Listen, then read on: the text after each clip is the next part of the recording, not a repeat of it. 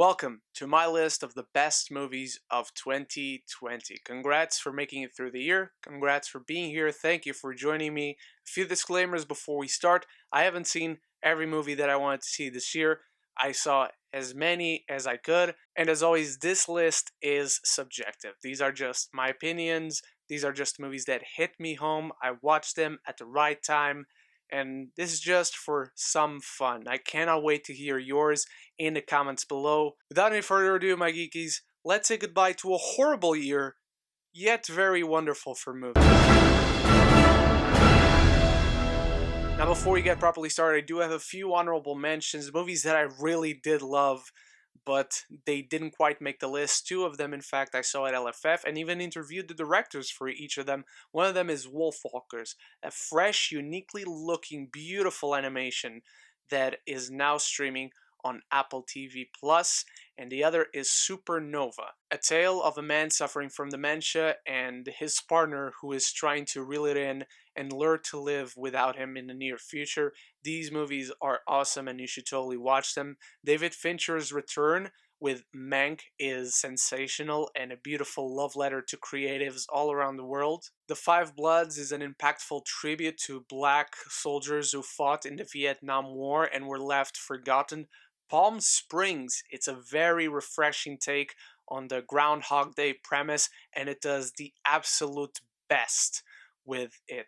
Another round is the most irreverent movie that I watched this year, with one of the best performances from Mads Mikkelsen, and one that is bound to be the winner of the Best International Feature Award. Never, rarely, sometimes, always is a very intimate, very raw, nothing showy about it.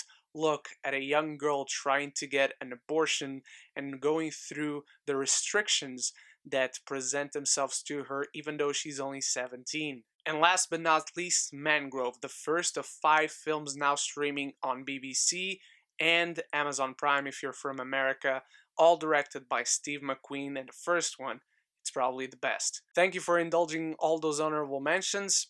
Let's get this countdown started. Digimon Adventure Last Evolution Kizuna is the one movie you're going to see on this list that is probably not present in any other list out there, which I understand. This was just the right movie at the right time for me. Following the original show and all the follow-up shows and movies and whatnot, growing up with it, and if you go and see my review for this one and see when it was uploaded, if you know me personally, you know what I was going through at the time, and this film just felt very, very cathartic. An extremely satisfying goodbye to these characters that we love so much in a very personal yet epic adventure that boasts the best of what this show has to offer. The Father is an intimate look at a man going through dementia, and we see all of this through his eyes, through his fractured mind. A film that is very puzzling in the best way possible. It challenges us to think on a different perspective, to put into perspective what the other person might be seeing or thinking, what they're actually going through, with one of the best performances of the year through Anthony Hopkins. Fantastic editing, cinematography, dialogue. The Father is one that will hit home to a lot of people, and rightfully so. One Night in Miami, Regina King's directorial debut, would be a film that if I had to describe it in one word, the word would be charisma. This film is oozing with it. Characters spend most of the time in a motel room, and it's electrifying to just hear them talk. An imaginary meeting between Malcolm X, Muhammad Ali, Sam Cooke, Jim Brown, and all of them fantastic. With special show stealers in Eli Gorey playing Muhammad Ali and Ben Kingsley Adir playing Malcolm X. The scene on the rooftop, if you've seen it, is probably the best and the highlight of this film, but it's just a wonderful, wonderful time that does never, never for a second get boring. Manari is the most recent film that I've seen to make this list. It's one of those films that represents that less is indeed more. The simplicity of this film is what makes it beautiful. It is what makes it moving.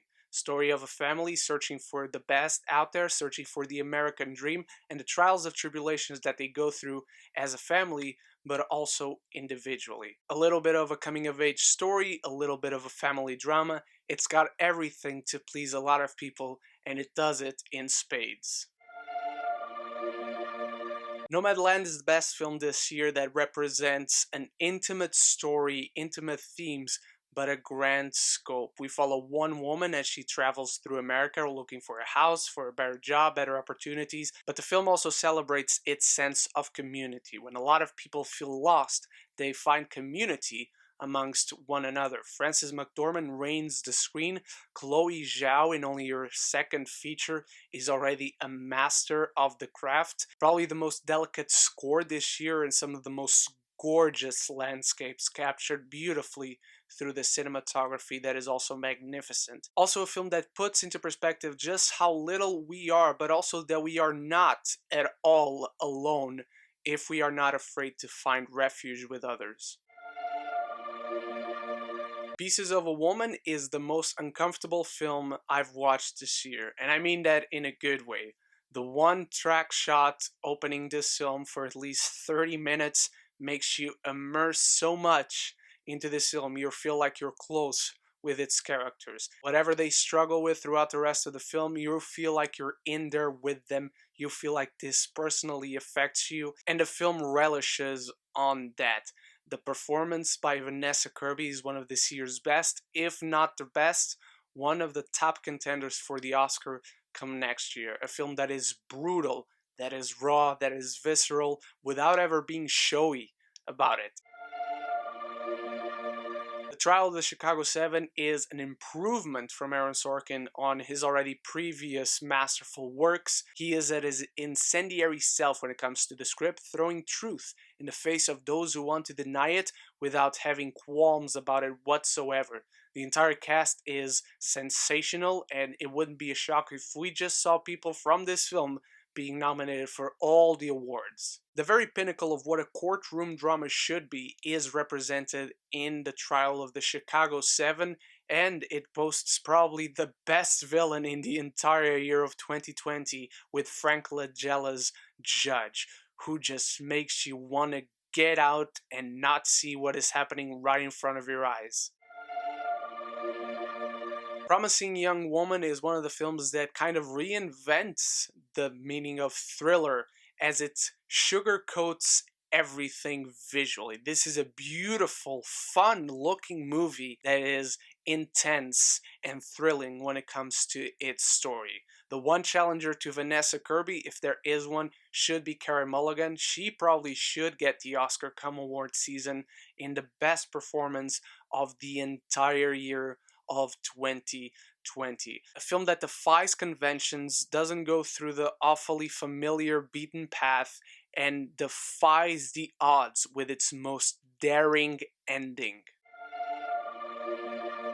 Christopher Nolan continues to challenge its audiences by reinventing the thriller and spy genre with Tenet, continuing to elevate what cinema and storytelling is to all new highs. Tenet is a film that I know most people don't agree that it should be on this list at all, much less at number 2, but to me, it only showed me yet again why I love him as a filmmaker, because whatever you feel about Tenet, there's no other movie like it out there. Tenet doesn't feel like it's movie X or movie Y. It's just Tenet. It's one of a kind, like all of Christopher Nolan's films, and it also boasts the best score out of 2020 with Ludwig Göransson leading it. And what is left out of this film as far as characters are concerned, it's only to make us all that more immersive into the story, and it works in spades.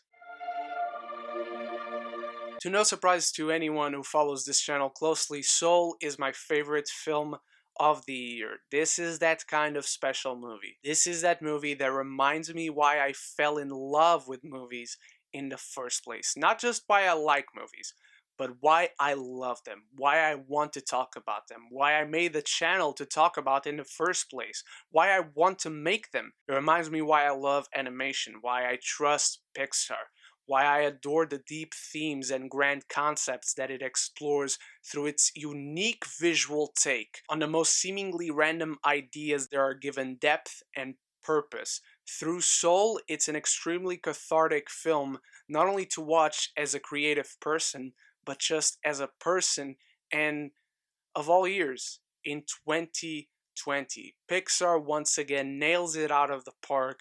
Another sensational win for them.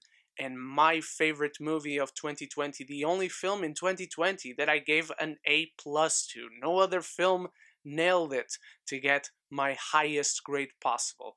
But Soul did. The moment where Joe is playing the piano and he's looking at the little things that were collected throughout the film without spoilers, that moment will never stop getting me. Most Pixar movies have that moment that will never not get me.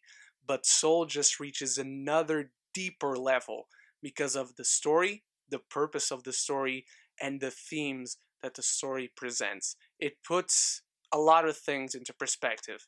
That's why I love this movie. So those are my top 10 movies of 2020. Thank you so much for joining me for another list. Thank you so much for joining me for another year. If you're new here, consider clicking the subscribe button. It helps me out. It helps the channel. But if you've been here all along, I thank you and I welcome your thoughts. Share your top 10 in the comments below. Once more, thank you for watching. I'll be back soon with my top 10 most anticipated movies for 2021. I already have up my top 10 worst movies of 2020. You can check those out, and in the description there are links for each and every review that I made for each and every one of the movies on this list. Once more, thank you for watching. So until the next one, stay beautiful, stay geeky, but most importantly, above everything else, forever and always, love each other and love the movies.